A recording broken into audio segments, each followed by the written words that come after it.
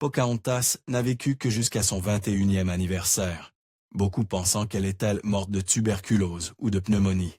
Mais sa sœur était présente ce jour-là, et elle a révélé une vérité bien plus sombre.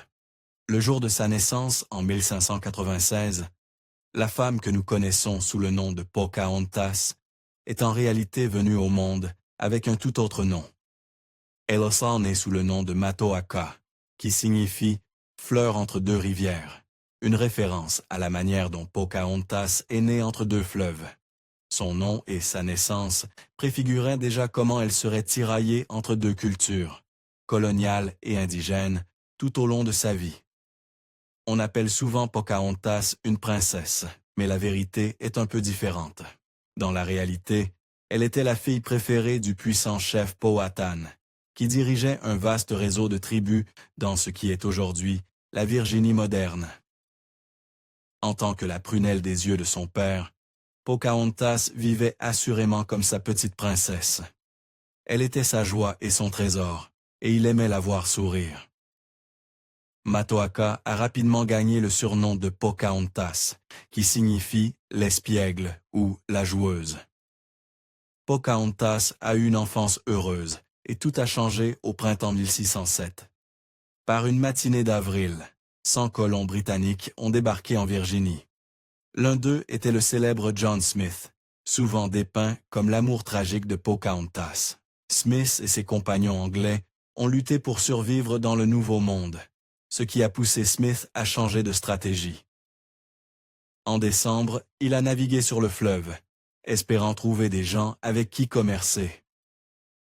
Après des jours sur le puissant fleuve, John Smith a commencé à explorer le paysage, pour être immédiatement capturé par les hommes de Powhatan. Ils l'ont retenu prisonnier et l'ont présenté au père de Pocahontas. À la surprise de Smith, le chef a décidé de le garder comme un prisonnier courtois, allant même jusqu'à accueillir les Anglais avec un festin grandiose. C'est à ce moment que Pocahontas et John Smith se sont croisés. Ils ne savaient pas encore que leur rencontre entrerait dans l'histoire. Beaucoup supposent que John Smith et Pocahontas étaient bien des amants maudits, mais ce n'était peut-être pas le cas, et c'est probablement mieux ainsi. Après tout, lorsqu'ils se sont rencontrés, John Smith avait près de 30 ans, tandis que Pocahontas n'avait que 10 ans. Durant le temps que John a passé avec le peuple de Pocahontas, le colon et la fille du chef sont devenus amis rapidement. Ils se sont appris mutuellement des rudiments de leurs langues respectives. Smith transcrivait la langue algonquienne de Pocahontas, et Pocahontas apprenait un anglais élémentaire. Mais bientôt, la relation chaleureuse entre lui et ses geôliers s'est dégradée. Les hommes de la tribu ont traîné 2 énormes pierres, puis ont uni leurs forces pour saisir Smith et le forcer à poser sa tête sur l'une des roches. Dans cette position vulnérable, les Powhatans ont brandi leur massue et se sont préparés, selon les mots de Smith, à le lui fracasser la cervelle, jusqu'à un revirement stupéfiant. Juste au moment où les hommes Powhatans étaient sur le point de mettre fin à la vie de Smith, Pocahontas est courageusement intervenue. Elle s'est précipitée pour protéger Smith, et lorsqu'elle n'a pas pu le sauver en implorant son père, elle a vaillamment mis sa propre vie en jeu. Pocahontas s'est jetée sur le corps de John Smith, de sorte que si les hommes voulaient faire du mal à Smith, ils devraient aussi lui faire du mal à elle. Par ce geste héroïque, Pocahontas a effectivement sauvé la vie de Smith. Ou peut-être pas. John Smith n'a peut-être jamais été en danger. Au lieu de chercher à lui faire du mal, les Powhatans voulaient peut-être lui rendre hommage. La prétendue exécution pourrait avoir fait partie d'une cérémonie tribale pour accueillir Smith dans la communauté. Lorsque Pocahontas a protégé Smith, elle jouait peut-être simplement son rôle de marraine de Smith. Et ce n'était même pas la partie la plus surprenante. Selon l'historienne Margaret Hooper, Powhatan avait plus d'un tour dans son sac qu'une simple fête de bienvenue. En conférant une position honorifique à Smith, le chef Powhatan jouait un jeu à long terme. Avec Smith comme allié, il pouvait garder les colons britanniques sous son contrôle, Ce fut le début d'une longue et sanglante série de conflits entre les deux groupes. Au début de 1608, une paix tendue régnait entre Powhatan et les colons. Mais en avril, tout a changé. Au printemps, l'un des hommes de la Virginia Company a conclu un marché douteux. Le chef Powhatan lui a donné une dinde en échange d'épées. Oui, Powhatan a clairement eu le dessus dans cette affaire, et il voulait encore plus d'épées. Cependant, John Smith avait d'autres idées. Les deux hommes se sont entêtés et ont déclenché le conflit qui définirait la vie de Powhatan. Furieux de ne pas pouvoir obtenir plus d'épées, les hommes de Powhatan ont commencé à s'infiltrer à Jamestown pour voler les pelles, les pistolets et tous les outils métalliques dangereux qu'ils pouvaient trouver. Sans surprise, ce vol a mis en colère John Smith et ses amis. Les colons britanniques ont riposté en capturant 7 hommes Powhatans. Avec cela, le conflit qui couvait depuis longtemps atteignait enfin son point de rupture. C'est alors que Pocahontas est intervenue en tant que médiatrice. Elle a négocié entre son père et John Smith. Finalement, elle a réussi à calmer les esprits et a même convaincu Smith de libérer les captifs Powhatans. Cependant, la paix était extrêmement fragile, et à l'automne 1608, le conflit s'est rallumé. Après une brève période de paix, la querelle dangereuse entre les colons et la tribu Powhatan a repris de plus belle. Le chef Powhatan voyait de plus en plus de colons envahir ses territoires traditionnels et commençait à suspecter que ces colons n'étaient pas aussi conciliants qu'il le semblait. Comme il l'a dit plus tard à John Smith, « Votre venue ici n'est pas pour commercer, mais pour envahir mon peuple et posséder mon pays. » Et il avait raison. Les colons ont tenté de calmer les craintes de Powhatan en organisant une fausse cérémonie de couronnement, mais Powhatan n'était pas dupe. Au contraire, cela confirmait que les Britanniques avaient l'intention de le tromper. À l'automne 1608, Powhatan a fait son mouvement. Il a officiellement coupé tout commerce avec les Britanniques. C'était sa carte maîtresse. En refusant le commerce, il disait aux Britanniques qu'ils pouvaient essayer de survivre seuls à l'hiver rigoureux. C'était une manœuvre cruelle, et les Britanniques ont réagi. En janvier 1609, les colons ont réalisé qu'ils ne pouvaient pas survivre sans le commerce avec les Powhatans. Ils ont donné au chef un ultimatum froid et sanguinaire.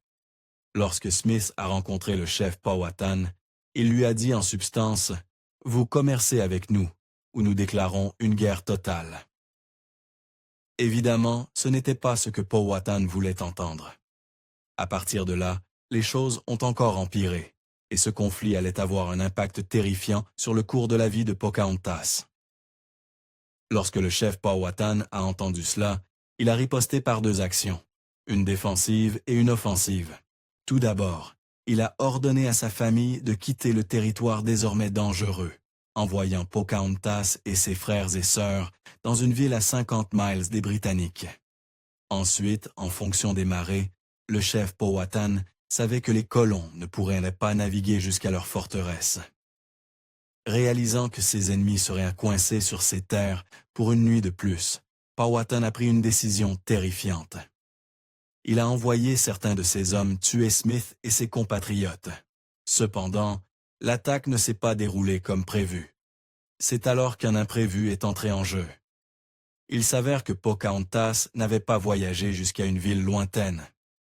Au lieu de cela, elle était restée secrètement près de son village et avait entendu le plan de son père pour détruire les Britanniques. C'est là qu'intervient l'un des actes les plus célèbres de Pocahontas. La jeune fille s'est rendue à Jamestown pour avertir John Smith et ses camarades britanniques de l'attaque imminente de son père. Pocahontas pleurait en révélant le complot de son père et exhortait les colons à fuir s'ils voulaient rester en vie. Après un adieu larmoyant, Pocahontas est repartie vers son peuple. Grâce à son aide, John Smith et ses hommes ont pu s'échapper avant que Powhatan ne vienne pour eux. En 1609, Smith a eu un accident terrifiant. Alors qu'il était sur son bateau, un paquet de poudre à canon a explosé blessant Smith si gravement qu'il n'a eu d'autre choix que de retourner en Angleterre pour tenter de se rétablir. L'explosion avait déchiqueté l'une de ses jambes, la dépeçant littéralement. Alors qu'il partait, il pensait ne plus jamais revoir Pocahontas.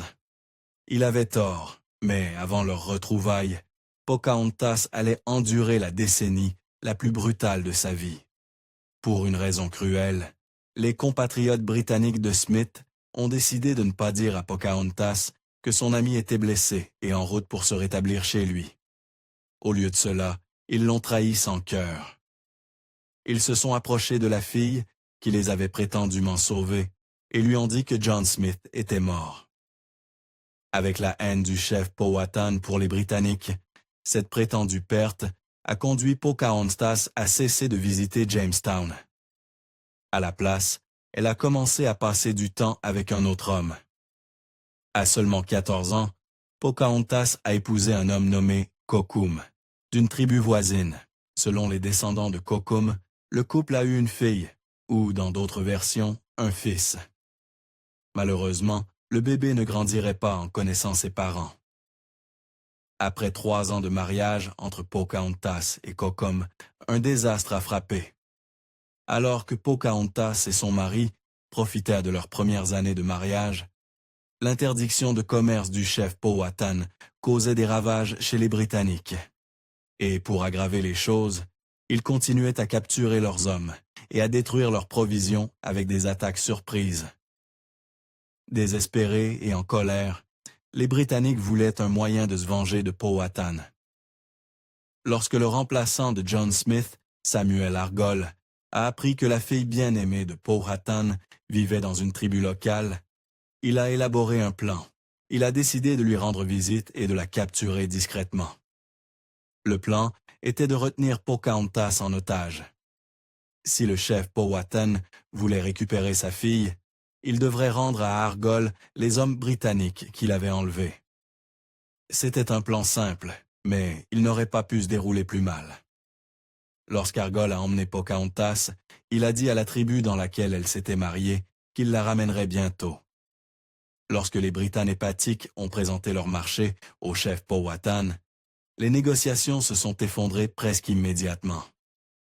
Dans cette période d'incertitude tendue, une chose était sûre. Pocahontas ne rentrerait pas chez elle de sitôt, ni même jamais. Malheureusement, Pocahontas ne reverrait jamais son mari, ni son bébé. Au moment où Pocahontas montait à bord du navire britannique d'Argall et commençait son retour vers la colonie de Jamestown, les hommes d'Argall ont impitoyablement tué son mari. Son bébé n'a survécu que parce que l'enfant avait déjà été confié à une femme d'une tribu locale. Selon les sources britanniques, pendant ces années de captivité, les colons ont traité Pocahontas avec gentillesse. Après tout, maltraiter Pocahontas n'aurait pas aidé à mettre fin à l'impasse. Avec ses solides liens tribaux, Powhatan avait l'avantage du nombre. Il était donc sage pour les Britanniques de ne pas provoquer davantage le puissant chef. Cependant, tout le monde n'est pas d'accord sur ce point. Selon les sources Mataponis, Pocahontas aurait tragiquement subi le même sort que d'autres femmes des Premières Nations. En étant agressée sexuellement par les colons, les sources des Premières Nations affirment que plusieurs Anglais ont agressé la jeune Pocahontas. Une fois satisfaits, ils l'ont narguée, disant que son père n'acceptait pas leur marché parce qu'il ne l'aimait plus et n'était pas intéressé à la récupérer. Ces commentaires ont évidemment blessé, mais ils faisaient encore plus mal quand Pocahontas a réalisé qu'ils avaient une part de vérité. En effet, lorsque Powhatan a appris que les Britanniques avaient sa fille, il a libéré les Anglais qu'il retenait captifs. Cependant, il n'a pas accepté toutes les exigences des colons, refusant notamment de céder ses réserves d'armes. Lorsqu'Argall et le gouverneur de Jamestown ont ordonné à Pocahontas de négocier avec son père, elle a refusé. Au lieu de cela, il y a eu un retournement stupéfiant. Pocahontas a choisi de rester avec les Britanniques. Vers la fin de sa captivité, Pocahontas s'est convertie au christianisme. Certaines sources disent qu'elle l'a fait de son plein gré, tandis que d'autres affirment qu'elle y a été forcée. Quoi qu'il en soit, Pocahontas a reçu le sacrement du baptême et a pris un nouveau nom, en signe de son engagement envers sa nouvelle foi. Lady Rebecca. Cela fait, elle a fait quelque chose d'encore plus surprenant. Elle a épousé un colon. En avril 1614, la nouvelle chrétienne Pocahontas a épousé le colon John Rolfes. Leur mariage a marqué le début de la paix de Pocahontas, 8 années calmes, où les Britanniques et les Powhatans n'ont pas combattu. En l'été 1616, Pocahontas est entrée dans la phase finale de sa courte mais mouvementée vie. À cette époque, la Virginia Company a décidé de l'emmener avec sa famille en Angleterre, présentant le voyage comme une aventure excitante. Et certaines parties l'étaient certainement. Pendant son séjour à l'étranger, Pocahontas a rencontré le roi et la reine d'Angleterre, a assisté à une pièce de théâtre, et parce que les Britanniques la présentaient comme une princesse, elle a reçu un traitement royal. Cependant, selon un historien, la race de Pocahontas signifiait qu'elle n'était pas vraiment traitée comme une royale en visite. Elle était plutôt une curiosité, voire considérée comme une anomalie. Après que la Virginia Company a paradé Pocahontas à travers l'Angleterre, elle s'est installée dans des villages comme Brentford, avec son mari et son bébé. Sa vie était calme à ce moment-là, mais lors d'une réunion locale en 1617, Pocahontas a croisé un visage de son passé, John Smith. Sa réaction en voyant son ami, qu'elle pensait mort, était déchirante. Lorsqu'elle a vu John Smith, Pocahontas est devenue si bouleversée qu'elle s'est tue et a eu besoin d'être seule pendant un long moment. Une fois qu'elle a rassemblé son courage, Pocahontas a confronté son vieil ami. Elle a dit qu'elle l'avait bien traité et que les colons avaient promis de partager avec le peuple Powhatan. Au lieu de cela, leurs paroles étaient des mensonges. Dans les décennies passées, les historiens pensèrent que la confrontation enflammée entre Pocahontas et John Smith signifiait que Pocahontas était encore secrètement amoureuse de son vieil ami. Cependant, le contenu réel de la conversation ne parle jamais de romance, mais de trahison. Quand Pocahontas a eu l'occasion de dire à John Smith ce qu'elle ressentait, ses mots ne semblaient-ils pas empreints d'amour. Au contraire, elle semblait furieuse. Dans sa dernière réplique à John Smith, Pocahontas a révélé que son père n'avait jamais cru qu'il était vraiment mort. Au moment où les Britanniques lui ont dit que Smith était décédé, le chef Powhatan avait appris à ne pas faire confiance à leurs paroles. Peu après sa réunion tendue avec John Smith, Pocahontas a commencé à se sentir mal. Lorsqu'elle et son mari ont entamé le voyage de retour vers l'Amérique, sa maladie n'a fait qu'empirer. Le navire a accosté à Gravesend en urgence pour que Rolfe puisse emmener Pocahontas sur la terre ferme et trouver un médecin pour aider sa femme. Malheureusement, les efforts de Rolfe étaient vains. Personne ne pouvait sauver Pocahontas. Pocahontas est décédée en mars 1617 à seulement 21 ans. Selon son mari, Rolfe, dans les derniers instants de Pocahontas, elle a trouvé du réconfort auprès de son fils bien-aimé. Ses dernières paroles furent « Tout doit mourir, mais il suffit que son enfant vive ». Avec cette phrase finale, Pocahontas s'est éteinte. Cependant, avec sa disparition, un nouveau mystère a commencé à prendre forme. À ce jour, personne ne sait exactement ce qui a causé la mort de Pocahontas. La plupart des sources britanniques affirment qu'elle est tombée malade d'une tuberculose ou d'une pneumonie fatale. Cependant, les histoires orales, Mataponis, insistent sur une version plus sombre des événements. La sœur de Pocahontas était présente lorsqu'elle est morte, Lancemis, et selon elle, Pocahontas est tombée violemment malade, immédiatement après un dîner. Elle croyait que Pocahontas n'était pas malade. Elle avait été empoisonnée. Merci d'avoir regardé History Exposed.